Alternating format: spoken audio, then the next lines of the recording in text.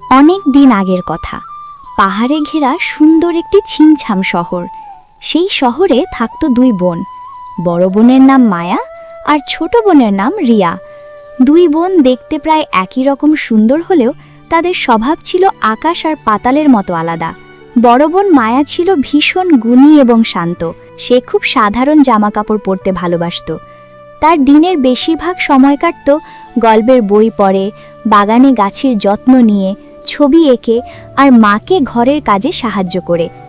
মায়ার হাতের রান্না যেমন চমৎকার ছিল, তেমনি সে দারুণ গানও গাইতে পারত। পাড়ার সবাই মায়াকে খুব ভালোবাসত তার সুন্দর ব্যবহারের জন্য। অন্যদিকে ছোট বোন রিয়া ছিল একদম অন্যরকম। সে সারা দিন শুধু নিজের রূপ আর সাজগোজ নিয়ে ব্যস্ত থাকত। তার ঘরের অর্ধেকটা জুড়েই ছিল শুধু মেকআপ বক্স, লিপস্টিক, আইশ্যাডো আর বাহারি সব ড্রেস। রিয়া মনে করত যে দেখতে সুন্দর দুনিয়ার সবাই শুধু তাকেই ভালোবাসে।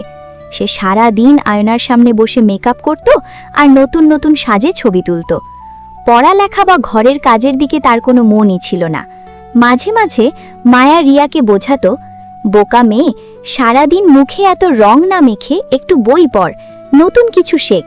বাইরের রূপ তো একদিন নষ্ট হয়ে যাবে, কিন্তু ভেতরের গুণ আর মেধা সারা জীবন তোর সাথে থাকবে। রিয়া মুখ বাঁকিয়ে বলতো, আহা, তুই তো একটা খ্যাত, তুই কি বুঝবি মেকআপের দাম?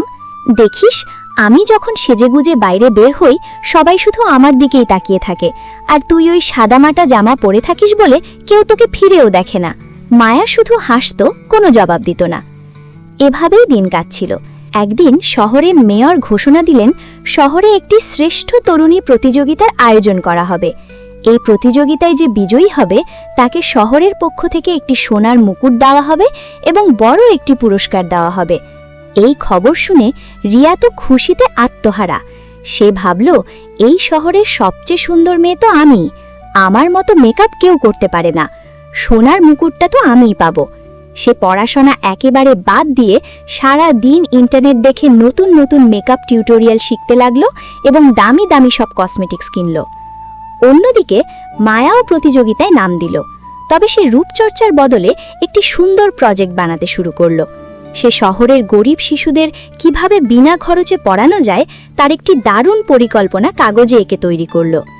অবশেষে সেই কাঙ্ক্ষিত দিনটি চলে এলো। শহরের বড় মঞ্চে ঝলমলে আলোর ব্যবস্থা করা হয়েছে। রিয়া সেদিন প্রায় 4 ঘন্টা ধরে মেকআপ করল। মুখে ভারী ফাউন্ডেশন, চোখে ঝলমলে শিমার, গালে গোলাপি ব্লাশ আর ঠোঁটে গাঢ় লাল লিপস্টিক। সাথে পরল একটা ভারী ও দামি গাউন। রিয়াকে দেখতে একদম রূপকথার পরীদের মতো লাগছিল। আর মায়া পরল হালকা নীল রঙের একটি সুতির শাড়ি। চোখে একটু কাজল ছাড়া তার মুখে কোনো মেকআপ ছিল না। চুলগুলো সুন্দর করে বেনি করা। তার হাতে ছিল নিজের তৈরি করা সেই চমৎকার প্রজেক্টের ফাইলটি। প্রতিযোগিতা শুরু হলো, কিন্তু হঠাৎ করেই আকাশ কালো করে মেঘ জমে এলো। কিছু বুঝে ওঠার আগেই শুরু হলো ভীষণ ঝড় আর বৃষ্টি। অনুষ্ঠানের ছামিওনা উড়ে যাওয়ার উপক্রম হলো। সবাই যে যার মতো দৌড়াদৌড়ি করে আশ্রয় নিতে লাগলো। রিয়াও দৌড়ে একটি গাছের নিচে দাঁড়ালো, কিন্তু ততক্ষণে বৃষ্টির পানিতে তার সব মেকআপ ধুয়ে একাকার হয়ে গেছে। চোখের কালো আইলাইনার আর মাস্কারা গলে পুরো মুখে ছড়িয়ে পড়েছে। রিয়া আয়নায় নিজের এই রূপ দেখে হাউমাউ করে কাঁদতে লাগলো। তার মনে হলো সে আজ সবার সামনে হাসির পাত্রী হয়ে গেল। তখনই সেখানে ছুটে এলো মায়া। সে নিজে ভিজেও রিয়াকে একটি শুকনো জায়গায় নিয়ে গেল। নিজের ওড়না দিয়ে সযত্নে রিয়ার মুখ থেকে লেপটে যাওয়া মেকআপ মুছে দিল। মায়া রিয়াকে জড়িয়ে ধরে বলল, কাঁদিস না রিয়া, দেখ মেকআপ মুছে যাওয়ার পর তোকে কত সুন্দর আর মিষ্টি লাগছে। তুই তো এমনিতেই সুন্দর, তোর এত মেকআপের কোনো দরকার নেই। কিছুক্ষণ পর বৃষ্টি থেমে গেল। বিচারকরা আবার সবাইকে মঞ্চে ডাকলেন। রিয়া তো লজ্জায় মাথা নিচু করে রইল। তার আর কিছুই দেখানোর মতো ছিল না, কারণ সে মেকআপ ছাড়া আর কিছুই নিয়ে আসেনি। মায়া মঞ্চে গিয়ে খুব সুন্দর করে তার প্রজেক্টটি সবাইকে বুঝিয়ে বলল। সে জানালো কিভাবে শহরের সবাই মিলে একটু চেষ্টা করলেই গরিব পথশিশুরা শিক্ষার আলো পেতে পারে। তার কথাগুলো এতই গোছানো আর সুন্দর ছিল যে বিচারক থেকে শুরু করে উপস্থিত দর্শকরা মন্ত্রমুগ্ধের মতো তার কথা শুনল। শেষে মায়া তার সুমধুর কণ্ঠে একটি সুন্দর গানও গেয়ে শোনাল।